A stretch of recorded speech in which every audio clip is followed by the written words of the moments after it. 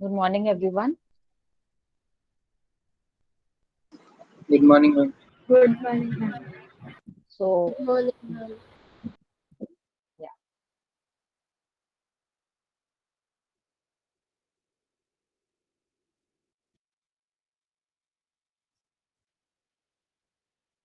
in the last lecture, we had last week, in fact, we discussed a few basic differences of C++ from C, how certain aspects of C++ differ from C. We saw some libraries which are there in C++, which we need to actually use in order to go ahead before we start with object-oriented programming. Okay. There are other related concepts also, which we'll see as we go through the syllabus.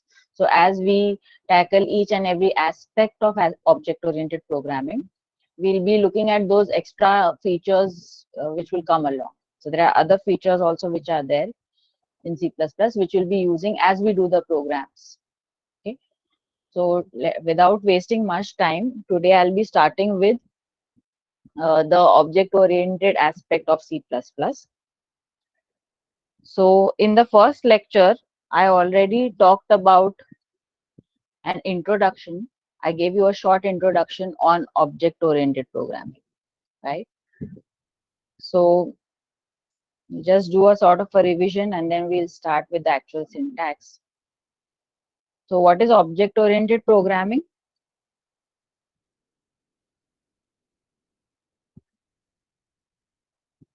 So object-oriented programming, basically, it is a paradigm. It's a different paradigm which is visualizing the problem statement. So visualizing the problem statement in the form of the problem given to you in the form of objects. So interacting with each other. Okay.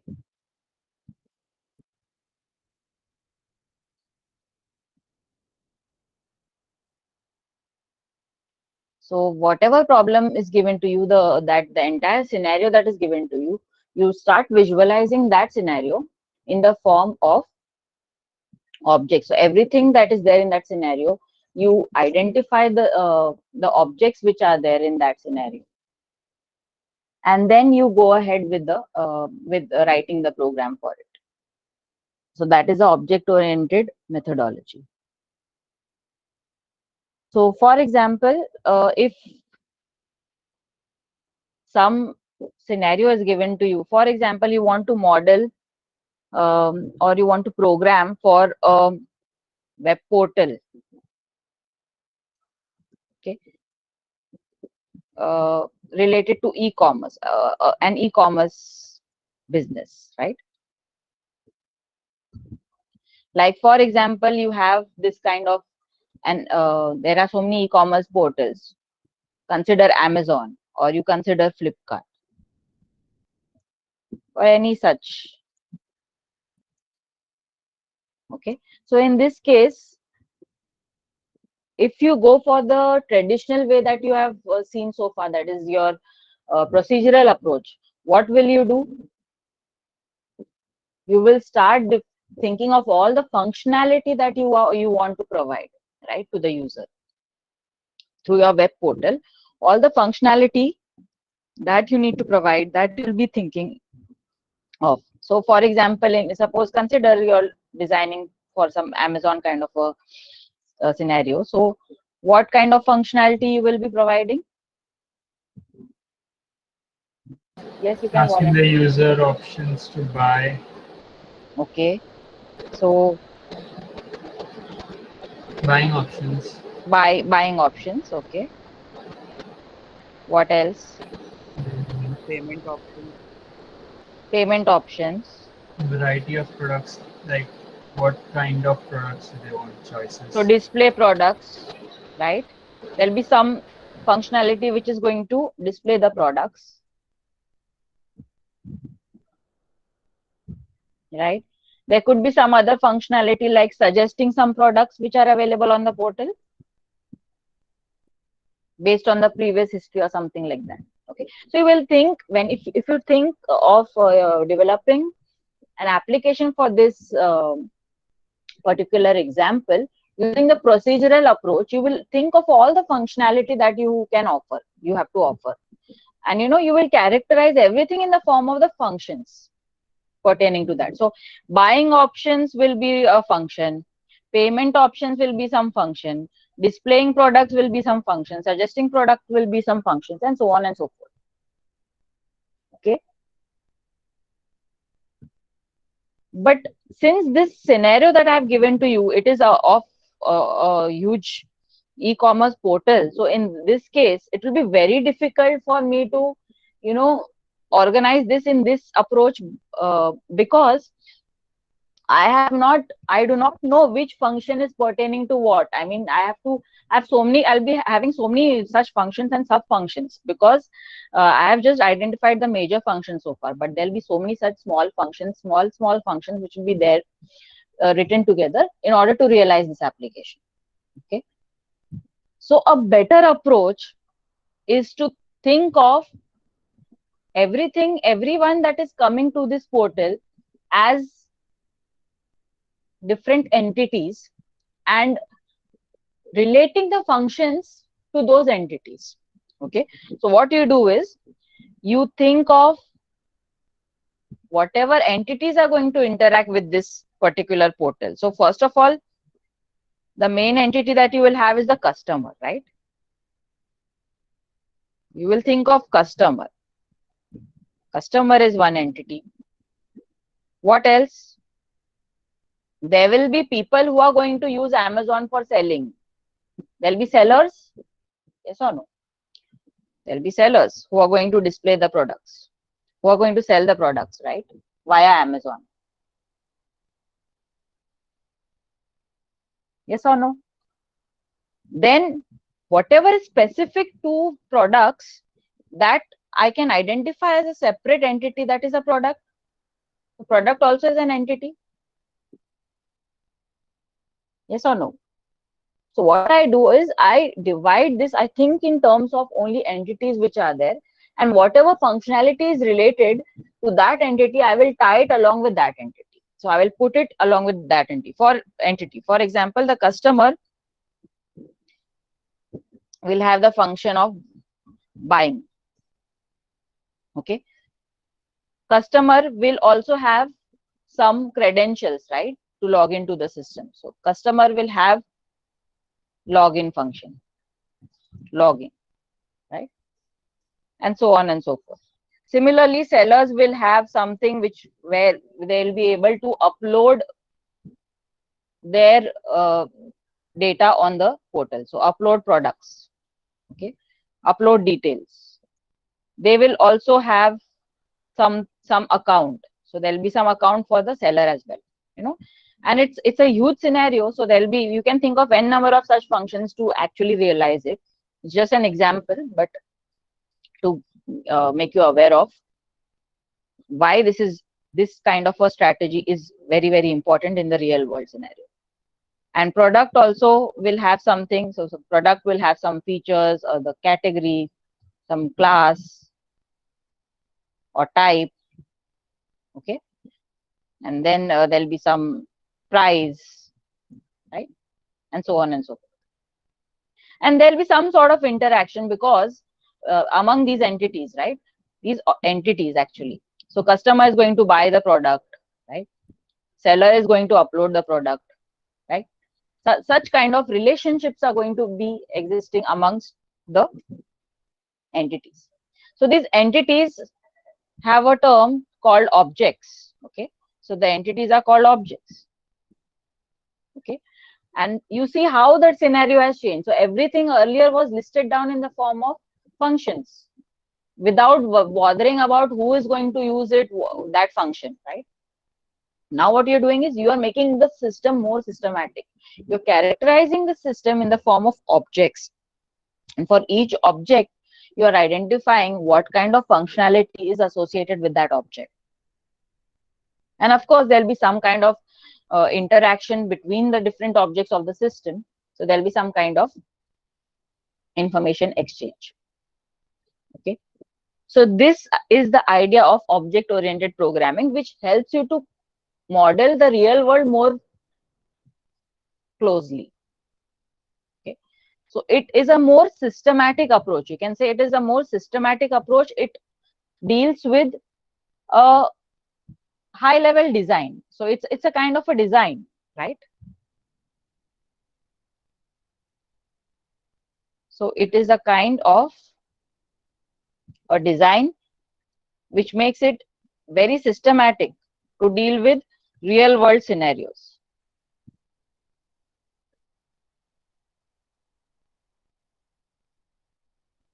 Okay.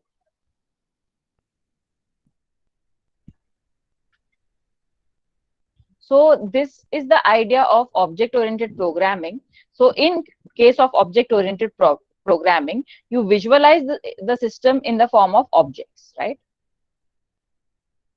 And objects are interacting with each other. That is what you have to remember. And when I talk about objects are nothing but they are entities in the scenario that you're visualizing. Okay. The problem statement that you're trying to solve, whatever the entities, they'll be objects. Okay. So let us move on to the principles of object oriented programming.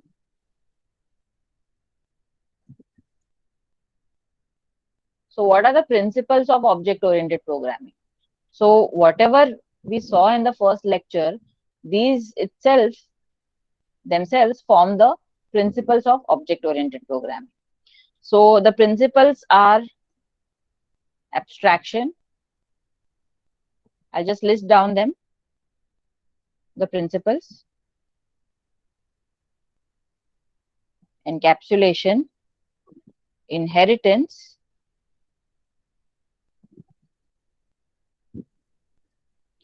and polymorphism.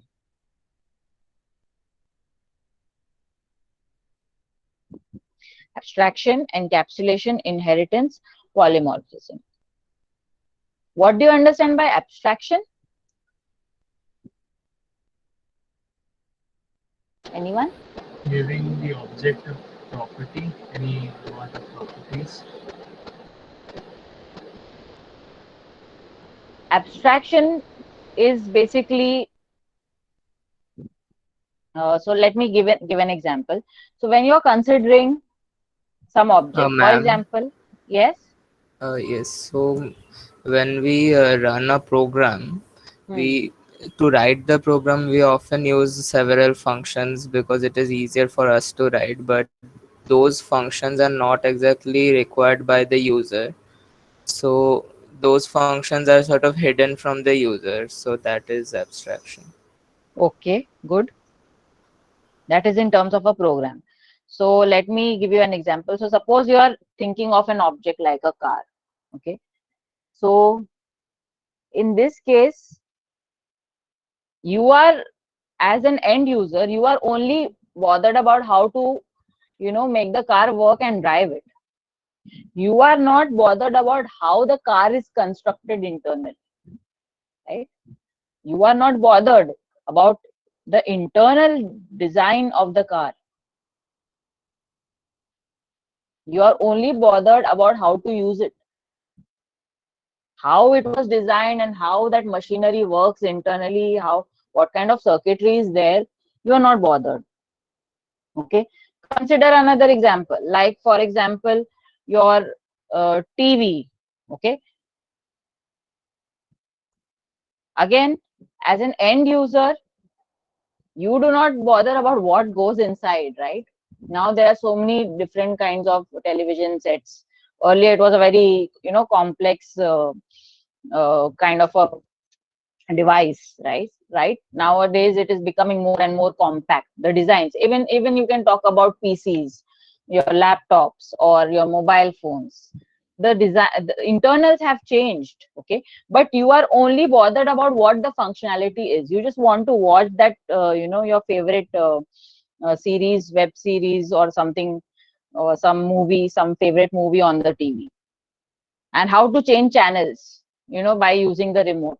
You are not bothered about what is going, how it is displaying. You know, something is going on behind the scenes, right? Because of which it is able to render that image on the screen, and that video keeps on moving at that pace. Or if you're changing the pace, you can, for example, YouTube video, you can change the speed at which you're watching. You're just bothered about the outward functionality. You're not bothered about the internals. Okay, so that in effect is nothing but abstraction. The object internal details are not given to you, but what is visible to you is the functionality. How it is working inside, you are not bothered about. Okay, so that is abstraction. So when I talk about abstraction, whenever I create objects in an object oriented scenario, then there is abstraction. You are not bothered about how that functionality is working inside, but you're only bothered about how to use that functionality. So when I'm talking about object in terms of a program, then in that case, I told you, you need to have some way of creating objects. So you need to define a way. So that how to define that way? Using a class. Okay. So this class, you create a class first. Before you create an object, you need to you need to define how your object looks like, right? So you say class, some class, my class, or class TV, whatever. And you will have the data, and you will have the, what will you have in the class? There are two things. I mentioned about these two things earlier. You will have the data, and you will have Members. Method. functions or Functions. methods, right? Data and the functions, right? So I just need to know the function prototype. I do not need to know how it works internally. Okay, so that in effect is abstraction. Okay, now what is encapsulation? Encapsulation again means this: your class. Your class is binding together the data related to the object plus the functionality. It is putting both of these two things together. It is encapsulated. Okay, so that is encapsulation. Data and functions put together into one bundle is known as encapsulation. Okay, it also has this term used that is called as data hiding along with it. So these two are related concepts. Abstraction and encapsulation, actually they are related concepts because they talk about the same thing. Okay, so encapsulation, abstraction is basically data hiding. Encapsulation helps you to do that. Okay, now how this data hiding is done is by means of what is known as access specifiers. So when you're writing a program actually in C++, then in that case there are some access specifiers which specify what kind of what can be accessed from the class outside it.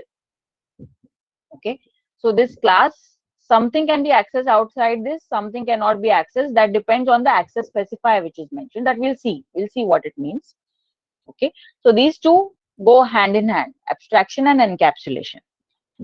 Now since I talked about class, how will you compare classes with objects? Classes versus objects. So what is a class and what is an object? So class, where does this term come from? Class, you know, it comes from classification, right? For example, I say that, you know, this is a person. There's a person who is walking on the street. I say this is a person. There are so many people who are walking on the street, right? So it's a class of people. I see some cow on the street. So it's a class. So that cow belongs to a class of cows, right? Because there are some characteristics which distinguish that particular class from another. It distinguishes a cow from a person, right? Cow has 4 legs, right? person has 2 legs. There are some distinguishing traits of all of these classes which allow us to classify. So the classification can be of any type. It depends on the problem statement that you're modeling. Okay.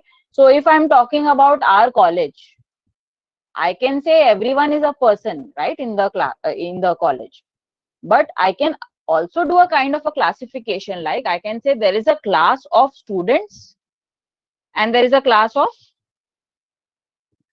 teachers or faculty, or I can say a class of employees for the college SPIT. Okay. From employees, I can say that there is a class of teaching staff, class of non-teaching staff. Okay. So class, this term comes from the word classification, where you are actually, what you're doing, you are grouping similar kinds of objects. Yes or no? Aren't you grouping similar kinds of objects with similar kind of characteristics or properties? Aren't you doing that? Yes. Okay. So when I say class, it means classification. Class is a means of separating out the objects based on the properties. Class is nothing but, in one way, I can define a class as a group of objects. Class is a group of objects. Class can be defined as a group of objects. Okay. So if I say class is a group of objects, I need to, characterize my class. What are the properties which make my student a student, right? What are the properties of the student class? So I say student has a student ID, right? UID. Student has some branch, right? Student has class or whatever, FE, SE, whatever.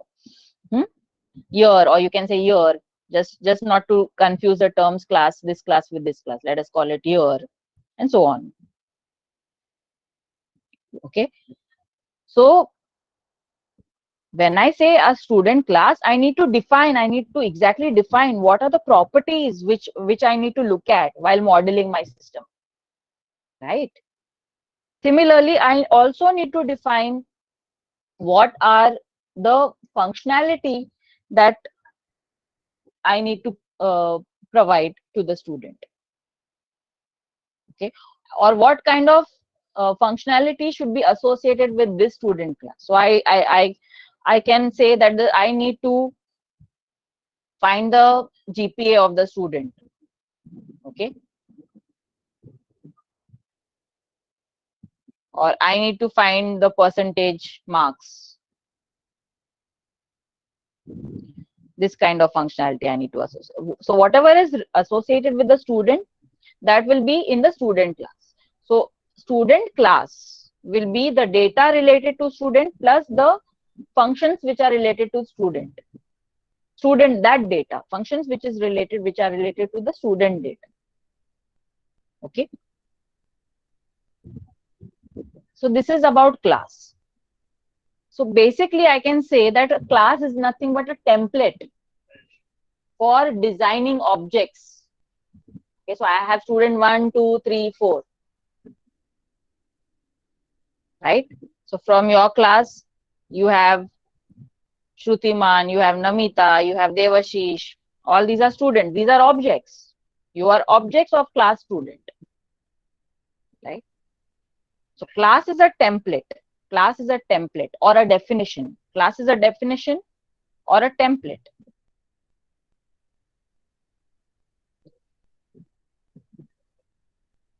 And objects are instances of a class.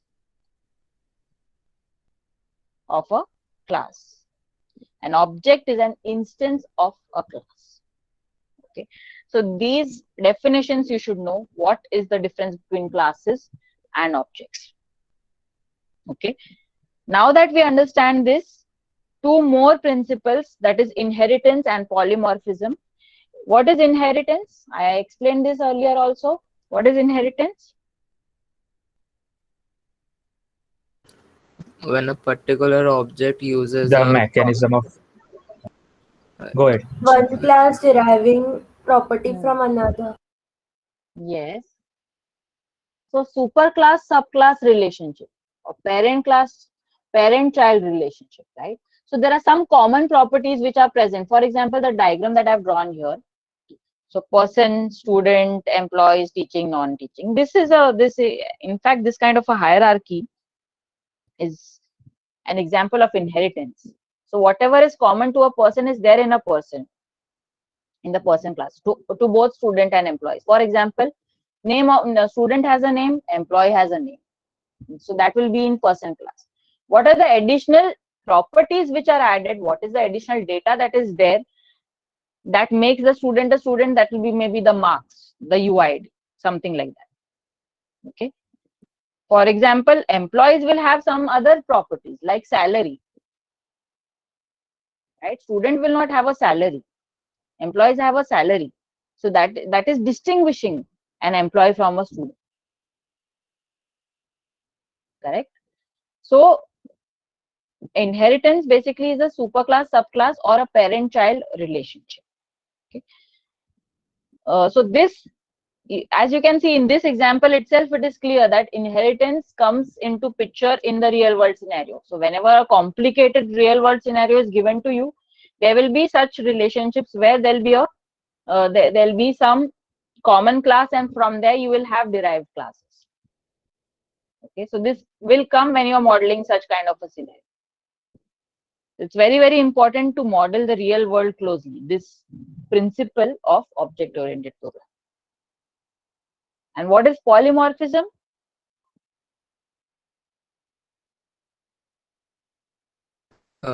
Same name given to different variables or Polymorph, different yes. functions.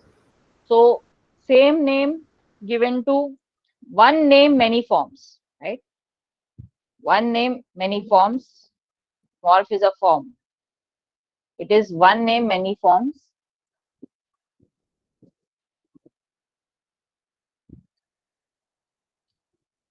Now there are different ways to achieve this. Okay.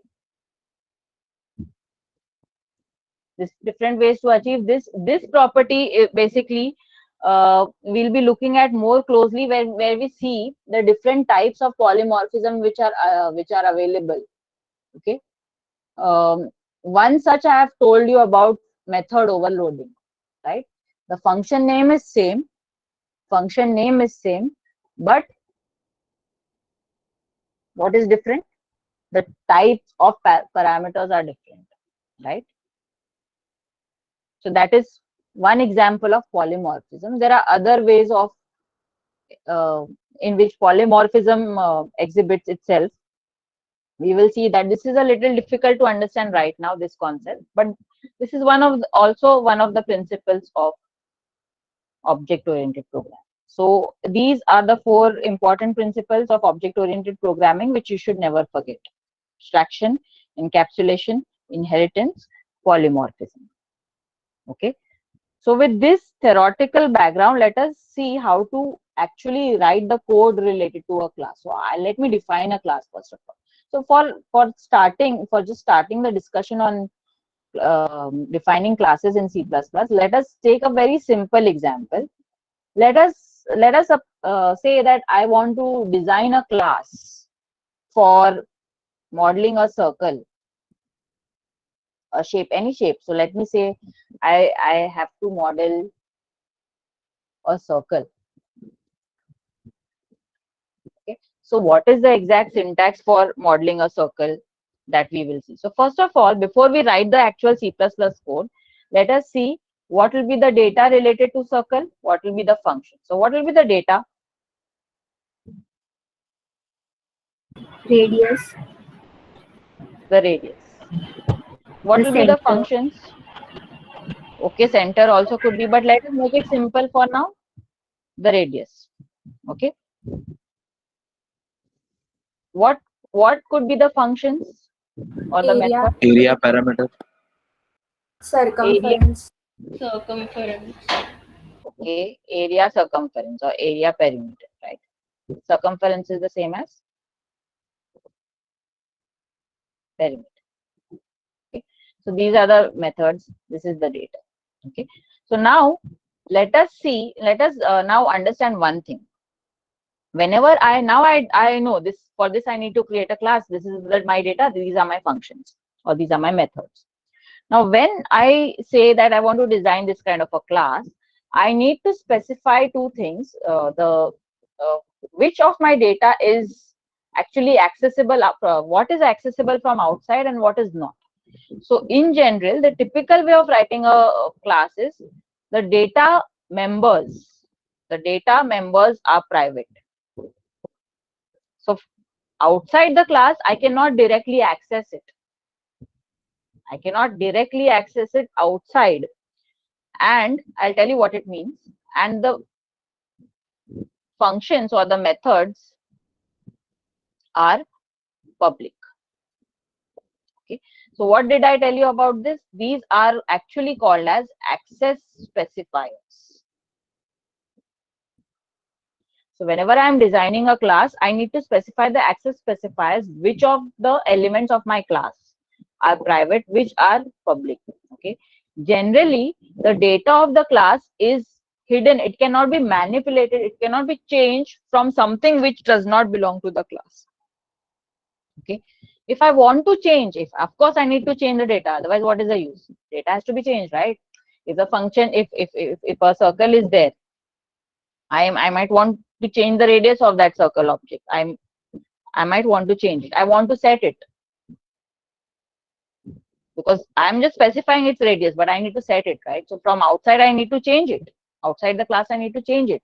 So for that, I can change it via the method. I can change it via the method. If I want to change the data of the class, I need to make use of a function to actually change the data. Okay. So how do I write it? Let me just move on to the syntax. Okay. So I will say the keyword is, everything remains as usual. Hash include, using namespace. I just write the class. The keyword is class. Okay. Let me zoom in. So class, what is the name of my class? Circle. Okay. Open curly bracket, close curly bracket, semicolon. Inside this is my class definition. Inside this, I'm going to define my data and my functions. Okay.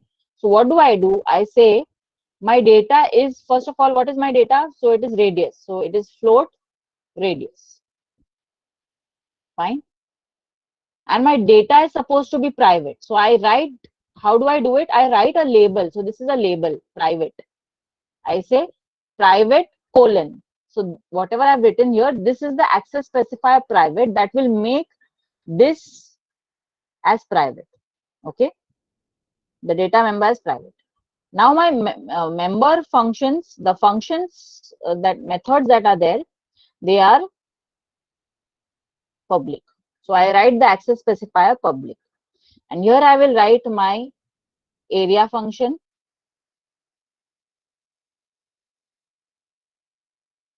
Area.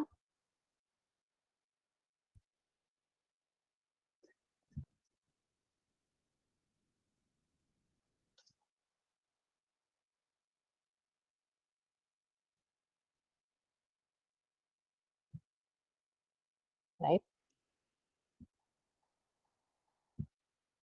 So what I do here is, I will, what is the area formula? What I'm going to do is, these functions are going to return the area and the circumference respectively. So I will write the return statement. Return pi r square, right? Yes, ma'am.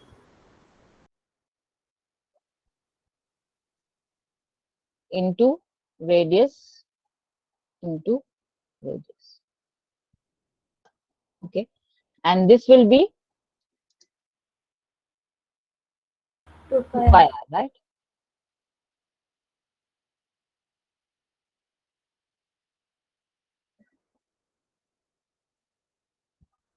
So these are my simple functions. But I have made this as private.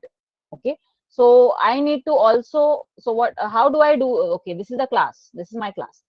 Now what do I need to do? In order for it to actually work, I need to create objects of this class or instances of this class, right?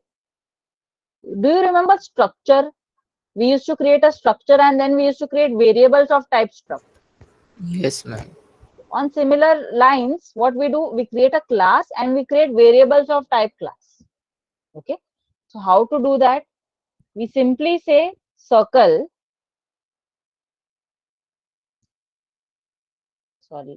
circle, class name followed by the object name. So I say circle C1.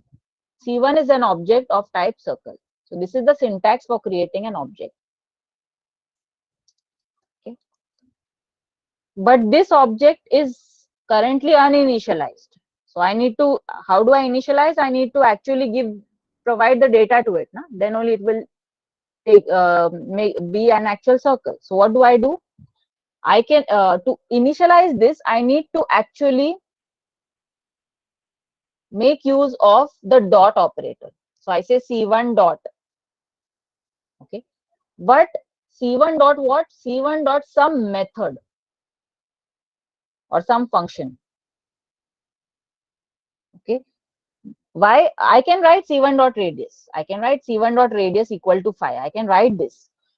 But this will not allow me to do it because my radius is private. I have made this as private. That means if the moment I say this is private, I cannot access it outside. I cannot access this member outside the class. Only who can access this? Some function of the class can access it. That means area can access it, circumference can access it, but main function is not belonging to the class. Main function is written outside the class. So this function cannot, something external to it cannot access radius. Okay. So if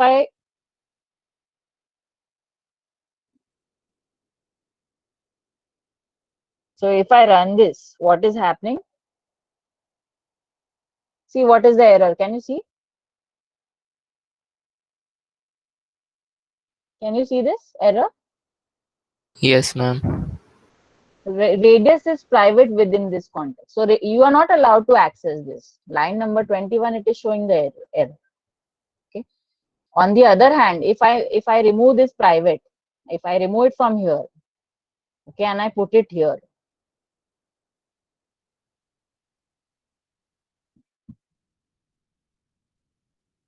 okay,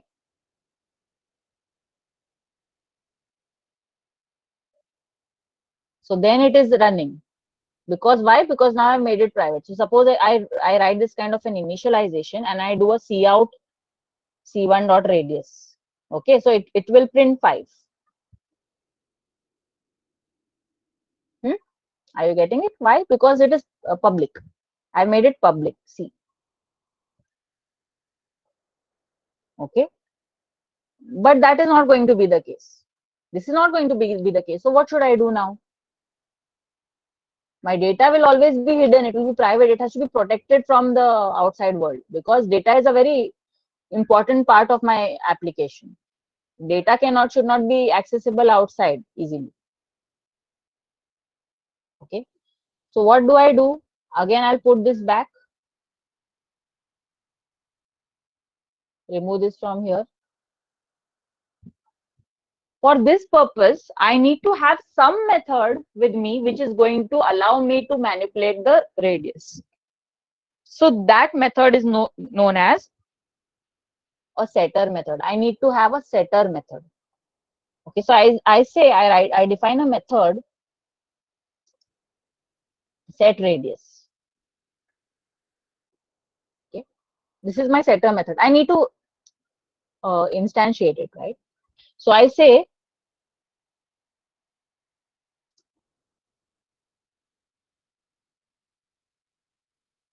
let me call it R. I say radius equal to R. What is the setter method doing?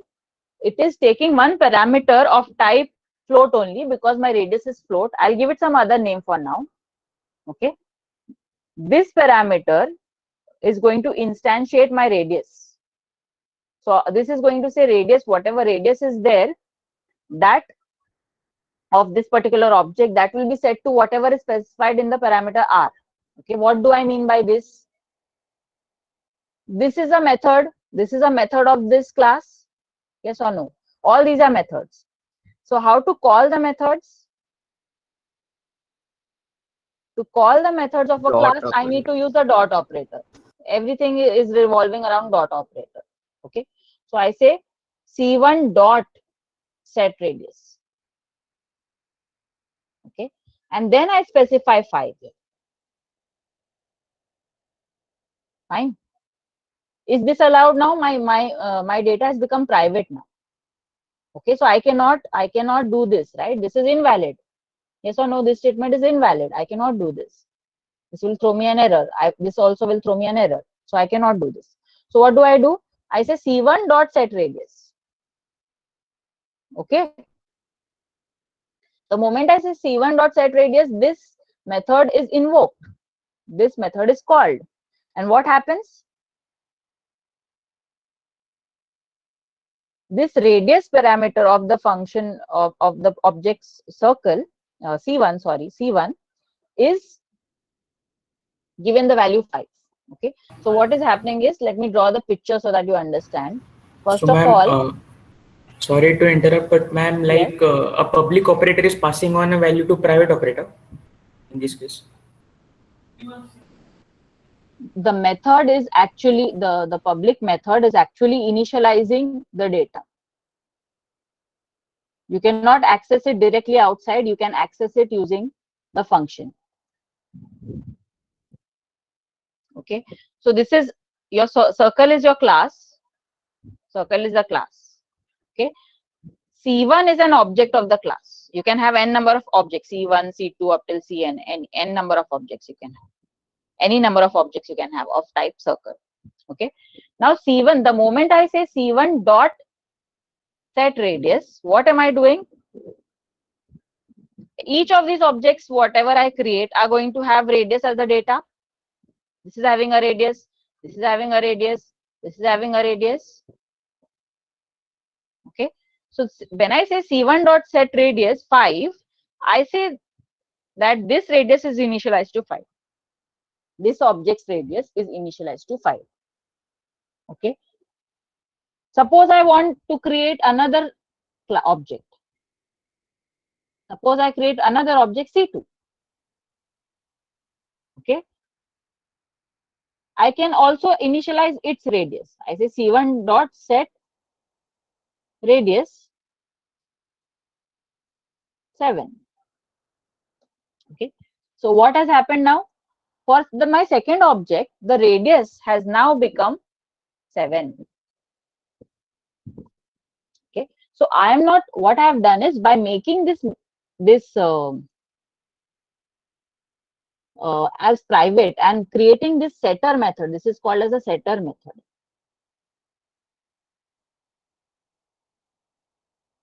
What have I done? I am actually initializing the data of this object using the setter method. The setter method is a special method which allows you to initialize the data of any object of that class. Okay. If now I have a question to you. If I have, instead of circle, I have a rectangle class. So what will be the data members of that class? Length and breadth. Length and breadth. So there are two data members. So for length and breadth, how many setter methods will I have? Two. Two setter methods. Okay.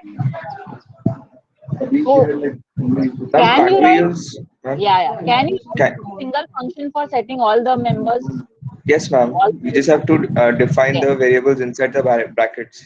Yes. So what you can do is, you can have a function which will have comma arguments, right? Float L comma float B, length and breadth. And then I say length is equal to L, breadth is equal to B. I can do that. Okay. So that is also allowed. If you have multiple data members, data of which you will have in the real world scenario, there will not be a case where, now this is an example. So every time you will not have only a single member, you'll have multiple members, right? Multiple data associated with that object or class. So in that case, you can have a single method for setting. Okay, that is also allowed. But the general way, the typical way that a setter method is written is by writing it for each data of the class. That is how it is written typically. But both are allowed. Okay. Now I have written setter method. What I told you, I had written, I want to display this radius. I cannot display it. This is invalid. Yes or no? Isn't this invalid? Because it is private. I cannot access it outside. So what do I need? What will be the opposite of setter method? What will be the opposite? Hello? Getter method, right? I say get radius.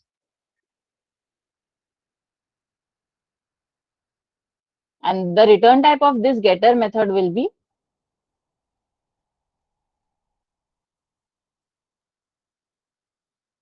float, because it's going to return the radius.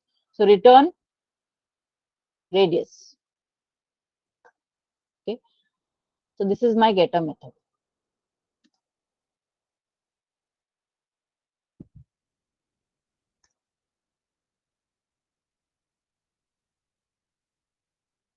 So what will I do here? I will say C1 dot Cout, C1 dot, sorry, C1 dot get radius. Correct? So when I do this, I will get the radius of C1. Similarly, I can do it for C2.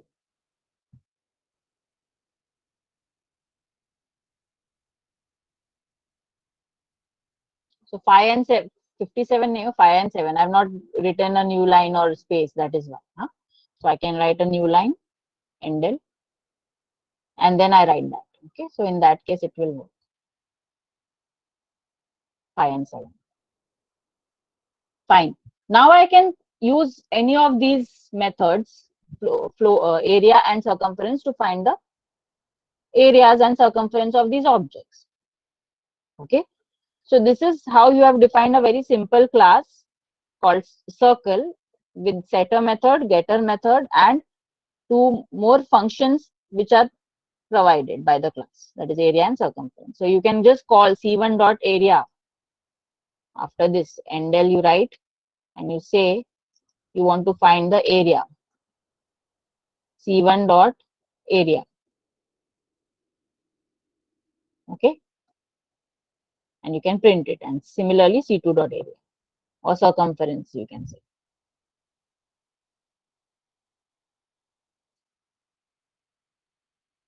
Okay. I hope everyone has understood the basic. This is a basic class definition. There's a lot more to come, but this is how you write a basic class.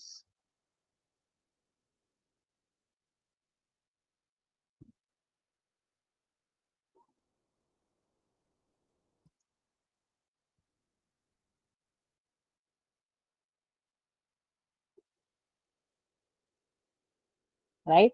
So it is showing the radii, the areas, and the circumferences. Fine. Ma'am, Yes. If we want to limit in like our C language, and our percentage, we put a 0.2 for two decimal places. What do we do here?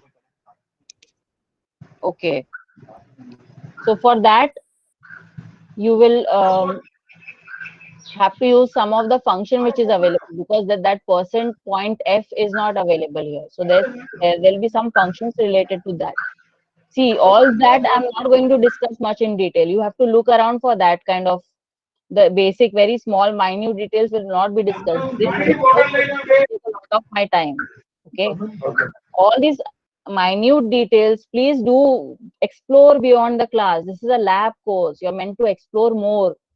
then you're going to gain in class. In the class, the basic major concepts will be covered.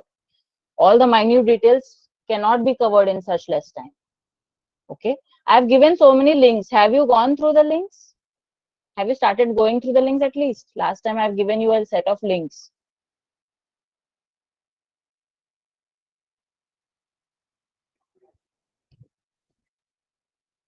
Yes or no? You all should go through it. Don't waste your time, please. Learn things. So set radius, get radius, and the areas and circumferences of these objects. Okay. Now, however, this is the simple way of writing a class, but we do not typically write the functions in this fashion inside the class. We write the functions outside the class. I mean, defining, you are aware of function signature and function definition, right? Function prototype, function signature. What is function prototype or signature?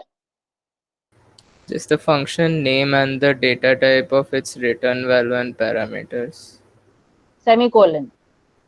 With semicolon. With the semicolon, right? The definition is not there. Exactly. So you come to know the function name, what type it returns, and what are the parameters and the types of parameters, number and types of parameters. Okay. So the typical way of writing these functions is writing the function declaration or the function prototype or the function signature inside the class and writing the definition, providing the definition outside the class. And how is it done? It is done using the scope resolution operator. What is the scope resolution operator? I had shown in one of the lectures. What is scope resolution operator? 2 semicolons. Two semicolons. Semicolons, no, colons. Two colons. Right? So actually, the functions that you have written inside, what will happen? I'll show one of the functions.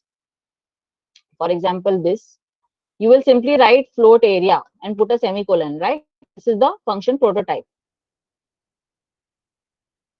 And using the scope resolution operator, you have to write this definition. So the definition will be float class name area.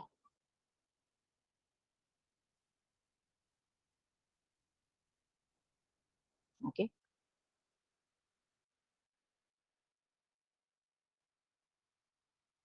What I've done is function declaration. This is my function prototype signature.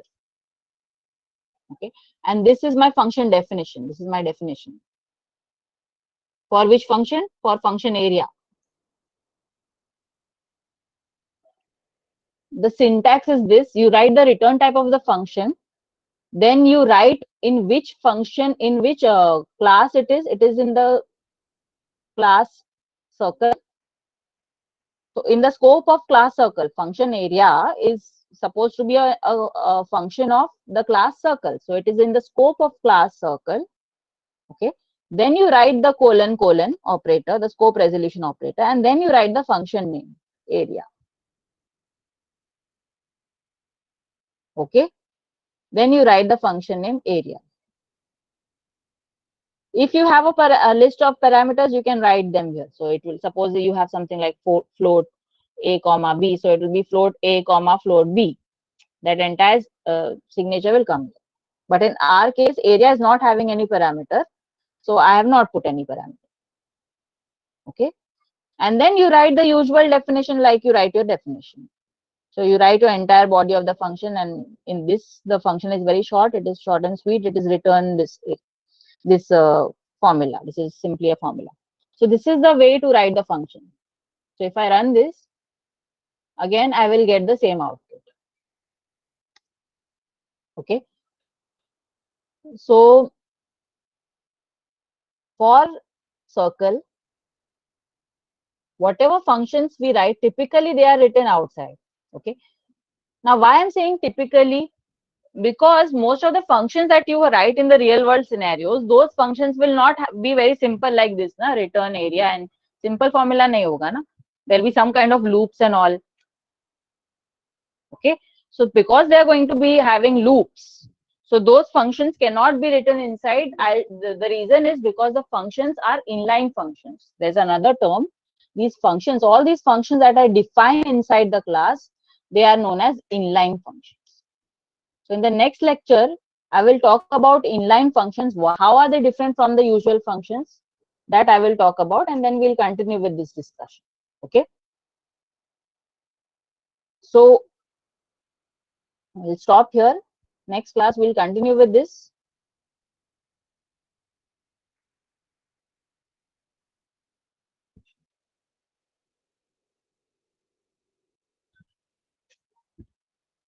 Thank you, ma'am. Yeah. Thank you, ma'am. Thank you, ma'am. Thank you, ma'am. Thank you, ma'am.